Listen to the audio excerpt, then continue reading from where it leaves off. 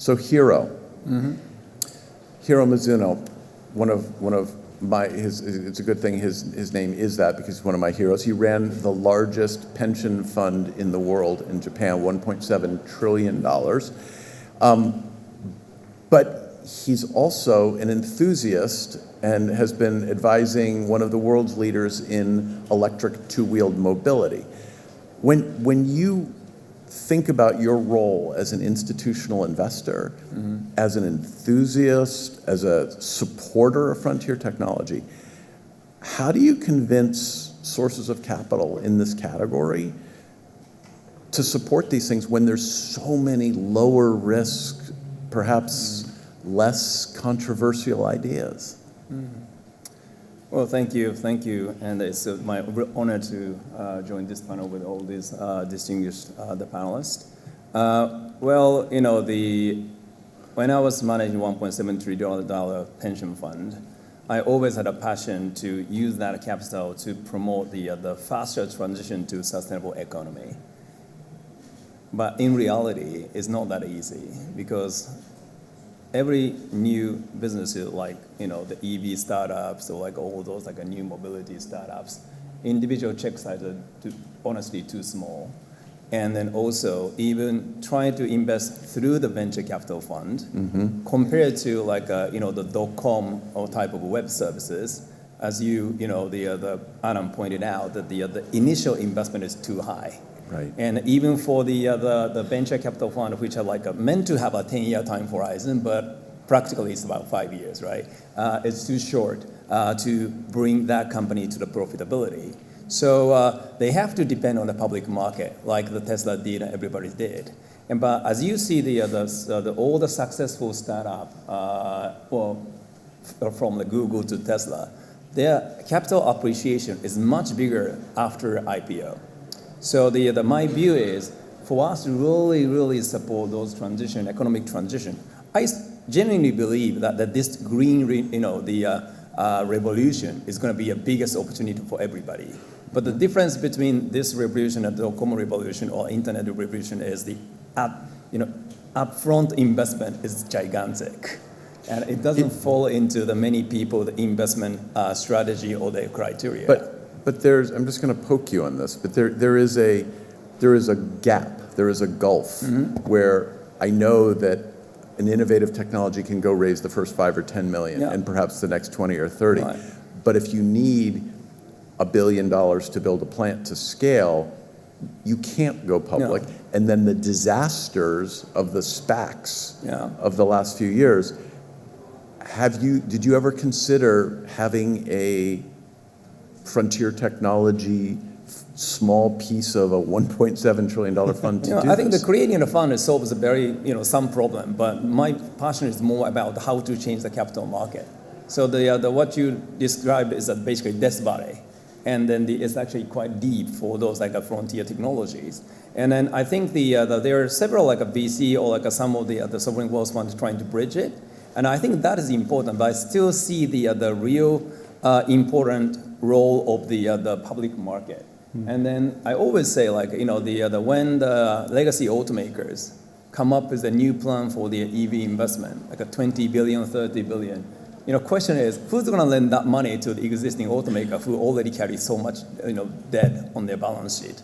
So public market have to really deal with their short-termism. And then like in the private, while they are private, we can channel it in different ways. And then the big pension fund, like, CPPI may come up with should talk about it, but the other some small venture capital fund to particularly target that, bridging that gap. But I think in the real appreciation of capital, real money they need for the real growth has to come through the public market. And to do that, I think we really need to change a lot of practices the big pension fund and the big asset owner has, including a benchmarking practice. Whatever the BlackRock, a big guy says, the 80% of the big money is really attached in a handcuff to the benchmark or like stock index. And then even on the top of the indexing practice, that now once you are listed in a public market, you need with what's called the short term of the stock market. Yeah. And in 1980s, average holding period of the New York Stock Exchange more than 5 years. Now less than 5 months. Right. Right. So and now all the like a robot trading, the average holding period is continuously shrinking, and it's really hard to deal with the public market pressure on those companies. Well, So I want to go over to Mark because, I mean, as Hiro said, there's two constraints. One is obviously the access to capital, and then the other is how long you have to wait to get a return. And so Mark Machin is a legend in the industry. He spent 20 plus years at Goldman Sachs. He was the leader originally of Asia for CPPIB, evolving into the CEO, $600 billion pension fund, amazing diversity across geography and subject matter. He's also on the board of GIC, Singapore Sovereign Wealth Fund. So Mark is uniquely positioned to talk about how the heck do you get people to think about something that's going to take a lot of money and longer, but is fundamental to changing the human condition. Yeah, so one of the things we set up when I was at CPPIB was an organization called Focusing Capital on the Long Term, FCLT Global, which Hiro's been a part of as well. And this was precisely for this issue, to try and get people savings money, because ultimately, most of the money in the world is long-term. Most of the money in the world is actually long-term savings, retirement savings. And it doesn't matter what happens to those savings in the next quarter, even the next year. You don't care what's happening to your retirement savings over that period. But you do care in the long term. You do care over decades. So it's trying to stretch people's horizons so the retirement money is better linked to the fund managers who are looking after that money, is better linked to the objectives of the board of directors of companies, which is better linked to the objectives of managers of companies. And it came out of this shocking statistic back, it was probably about 8-9 years ago, when there was a survey done of CFOs of public companies in the US, the Fortune of the S&P 500 companies. And the majority of Fortune 500 companies would not invest in a project that was going to be incremental to their long-term returns if they missed their next quarter's earnings by 1 cent. And so absolutely ridiculous for the capital market. So coming back to these long-term investments, how do you change that? So there's an effort like that tries, which Hiro also has been trying to change the structure of the capital market, change the incentive structures for fund managers that focus more on long-term investing. Make sure that boards understand they're protected if they, by the money at the top of the tree, if they are trying to encourage their managers to focus on the long term. Because founders and CEOs generally want to focus on the long term, but they get this pressure, short-term pressure all the time. Right. Yeah. So that's the public market perspective. And this is really that public market. On the private markets, again, there's plenty of money that is there for the long term. It does need proper risk-adjusted returns, though. So, and there's a lot of other alternatives to invest in things rather than a project that is highly risky. For a high-risk project, you need a high return, to set it off. And so the way to attract more money into projects is to lower the risk. And there's a variety of ways that you can lower the risk. I once heard Elon Musk and Bill Gates talk about what the secret source of Silicon Valley was, and this was in a foreign country, and everybody was listening. Well, what's the secret source? How, it was like a forum like that. How do you, what do you do? Right. And both of them separately said government. I said, what? Everybody said, what do you mean? And Bill Gates said, look, the origins of Silicon Valley was actually government support for the semiconductor industry. And Elon said, I wouldn't have been able to develop these companies without support from the Department of Energy, off-take agreements from NASA, subsidies here and there. There's no question. So that's part of it. But the most important way of de-risking companies, any of these emerging technologies, have a buyer. So incremental buyers. So if you have buyers who are a lot, if the government, which obviously there's visionary people here to be part of that. in this country. If you have buyers, that de-risks, and then that you can bring in a lot more capital into things. It's an interesting journey. I mean, I have been very lucky to work on the revolution originally in personal computers when I was early at Apple, and building the broadband networks and changing energy across the US. But one of the things that the misconception that people have is there's a lot of companies that are worth $1 billion. And we did a regression on 120,000 startups. And then we went and asked really smart people how many of those 120,000 companies started over 10 years had $1 billion plus outcome. And the answer was 94. So it's very hard to attract somebody to a highly risky, highly expensive venture when the mortality rate is pretty high. I want to move to Gene because Gene is doing something really important. He's also doing something that requires hardware. And one of the challenges facing a lot of investors is that software is super attractive. It's easy. You can outsource talent all over the world. The margins are high. The relative costs to create a product have dropped over the course of my lifetime hugely. But if you really want to change the physical world, you need physical products. And physical products are expensive. And so Gene is a battery scientist, a CEO.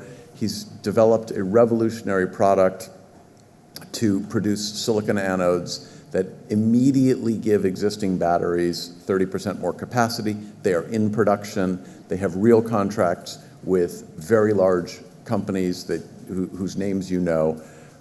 But he also needs to go raise $1 billion. So Yes. what's your experience been like? Yeah, hardware is incredibly challenging, and I think as here articulated in the public markets, you do get access to the capital you need, and you can look at Tesla. But getting to that public market, that last leg, my perspective is that there's a missing link there, where it's one thing to invest in venture capitalists that confront that first, even $100 million. But you have to have demonstrated something at real scale, and for us, it'll take well over $1 billion invested before we're in a position to go public. Even with real customers. Even with real customers, right? We have 4 major contracts, Mercedes and Panasonic being public ones, so companies you've heard of, and it's still a huge challenge. And so when I think about the ecosystem, to truly change the world, you need, I think, 4 elements. One is ambitious entrepreneurs, and I actually think that there is plenty of that in the world today. I think Elon has inspired an entire generation of people to drive and push and do things that are completely unreasonable. You need the right government policy, and I think we're seeing more of that around the world with respect to energy and mobility. In the US, obviously the IRA, and Europe, that creates that pull. You need capital allocators like Hiro and Mark, who say, look, we are going to dedicate a portion of these large funds to this asset class. And probably the piece to me that's missing is that sort of late stage, still private, technology-focused investing. A lot of where the money's going, and I'm curious your opinions on this as well, is it goes to sort of the private equity folks that say, well, we'll figure out how to invest in technology, but they're used to a 3 to 4 year play to a 2 to 3x return. And the opportunity, which I think is completely mispriced, is to build the next Tesla, right? And there are 5 or 10 of those. So I think that's the gap that I've experienced, that I'm experiencing today. And I think it needs to be solved with people like yourselves. And unfortunately, even for folks in your positions, when you change roles, your successors aren't necessarily as visionary as Mark, you had a comment? Yeah, I was going to add on some point something earlier, but it's a really good point. One of the ways of reducing risk is to understand. And so I think having asset owner, we were blessed at CPPIB, and you advised, and we have brilliant people like you advising CPPIB. We had 2,000 people, so I had 65 investment strategies. I could hire people to truly understand and go deep on areas, and we invested in Acela Nano, for example, and that we had that opportunity of doing direct investments where we could truly understand the risk return, and so we didn't have this massive margin of error over things. Gene, to your point on later stage capital, if I understand, I mean, I think there is a gap in the market on that scale-up capital in a number of markets around the world. You know, people have got burned in growth capital in recent years. You know, it's certainly in the last couple of years, they've oversized positions as markets drafted down. You know, it's something, you know, I'm very passionate about. You know, I'm actually putting a fund together for this right now.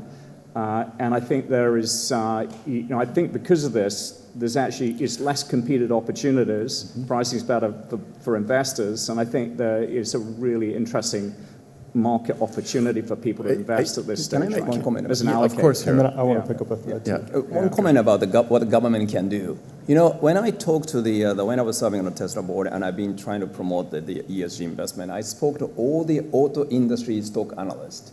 And then, believe it or not, 80% of them are still skeptical about the old global government will really push EVification of auto industry. So for the investor to make long-term investment decision, they really need to know at least government policy will be there. So they don't need to continuously questioning about whether the government may pull back or push. And then, so I think that's something like government can do. If the government can put the very strong guardrail for the investor to play in between, that will assist the public, you know, the investor to support somebody like you after IPO. Yeah. And somebody like a Mark's fund or like your fund can support to bridge the business over the death valley of the venture. Well, it's interesting. I mean, like, people think of Tesla as a monolithic, amazing success story. It almost went bankrupt countless times. Yeah, And you know, definitely. I mean, it was near death many times. Absolutely. And you know, these ventures are super challenging. So, Gene, one of the things, you have gotten some government support. Can you talk about that? We have, yeah. So in the U.S., we've gotten over $120 million of support from the Department of Energy. But that is very episodic. You know, to Hiro's point, as the administrations change, sometimes the capital is there, sometimes it's not. And we've been very fortunate. You know, over 12 years now, we've been supported at different stages, which I think is huge. But if I may, I want to pick up on something Mark said, which I think is really true. One of the best ways to bring down the risk of investing in that late stage is to understand. And if I can be a little provocative, since I'm the entrepreneur on stage, I think one of the things that has happened in Silicon Valley as a trend is that a lot of companies in the 90s and 2000s were run by MBAs and are now run by engineers because they understand the technology much deeper. And I think what's missing is on the investor side, on the capital allocator side, the growth funds that have $5 or $10 billion to deploy have not yet made that transition. And so, I think what we need is technologists making these bets, because the fact that Tesla went bankrupt several times, and I remember back in 2008 when we almost went bankrupt, and you were there when it was around the Model 3, yet ended up being nearly $1 trillion company, says that it was mispriced at those moments. There's no way it was correctly priced, because the understanding by technologists that it was completely feasible did not exist in the investment community. Well, we are running out of time, and what I would leave this group with is the following. Hardware is hard. Hardware is important. We need to shift the institutional mindset. If we're going to change the world, if we're going to improve the human condition, if we're going to add flying taxis and electric vehicles and medical breakthroughs, the world needs to be disintermediated by advanced physical goods, not just software and AI doing large language models. So for those of you who allocate capital in the world broadly, I would encourage you to look at this hard, to bring in relevant people, and to support the vision that the world can be dramatically different and better in the future. So thank you all for coming today. Thank you.